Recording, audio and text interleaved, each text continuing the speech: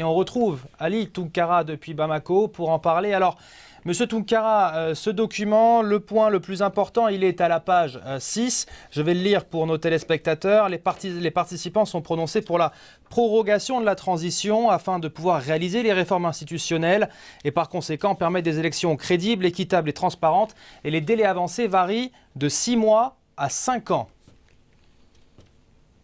Oui, clairement, c'est vrai que quand on regarde un peu les questions d'élection se trouvent quand même sur toutes les lèvres dans le contexte malien.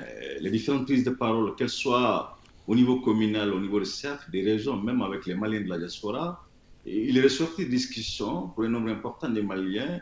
Il faudra que la durée de la transition soit revue, ne serait-ce que pour un minimum de 6 mois et pour un maximum de 5 ans. Donc clairement, on s'aperçoit qu'avec un tel calendrier, un flou subsiste. Il est maintenant de la responsabilité du ministre en charge des questions électorales, notamment le ministère de l'Administration territoriale, de concert avec la primature, notamment le cabinet du Premier ministre, de pouvoir se pencher sur des aspects techniques afin de communiquer un calendrier non seulement réaliste, mais lequel calendrier doit également avoir, ne serait-ce que l'avis d'une partie de la classe politique qui penserait que le report des élections n'avait pas lieu d'être. De la même manière également, à comment arriver à un calendrier susceptible de faire bouger, ne serait-ce qu'un petit peu les lignes sur lesquelles la CEDEAO se trouve aujourd'hui. Alors, le président de la transition, Assimi Goïta, avait déclaré à la CEDEAO que le calendrier électoral serait dans leurs mains, entre leurs mains, le 31 janvier. Là, on voit aujourd'hui qu'il n'est pas encore disponible. Il y a d'autres recommandations, notamment sur la vie politique malienne. Que peut-on retenir aujourd'hui ? Alors concrètement, il faut quand même le rappeler. Ces assises ont été précédées par deux autres, celle de 2017 et le dialogue national inclusif également en fin 2019, lesquelles les recommandations sont très similaires, hormis la période de la transition. S'agissant de nouveautés dans ces assises, il y a question effectivement de revoir la possibilité du Sénat, par exemple. De même également, certains Maliens ont formulé le vœu à ce que les Maliens de la diaspora aient des sièges au sein des parlements.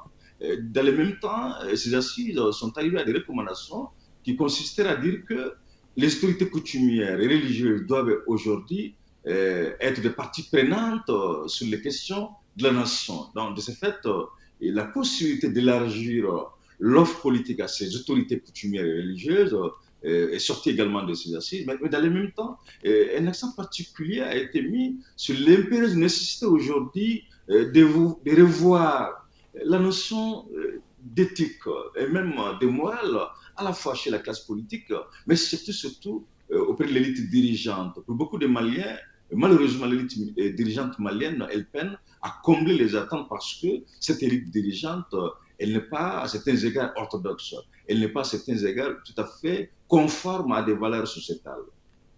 Monsieur Tounkara, du côté de la CEDEAO, on a longtemps martelé cette date fin février sous peine d'autres sanctions. Est-ce que le fait que ces élections, on est lucide, ne peuvent pas se produire fin février, la CEDEAO va-t-elle mettre sa menace à exécution d'imposer de nouvelles sanctions sur le Mali malgré ces ANR? Alors, tout va dépendre justement de l'attitude qui va adopter le gouvernement malien vis-à-vis de la CEDEAO. C'est vrai que la CEDEAO a déjà jugé ces assises pas utiles au regard de l'urgence autour de la tenue des élections générales.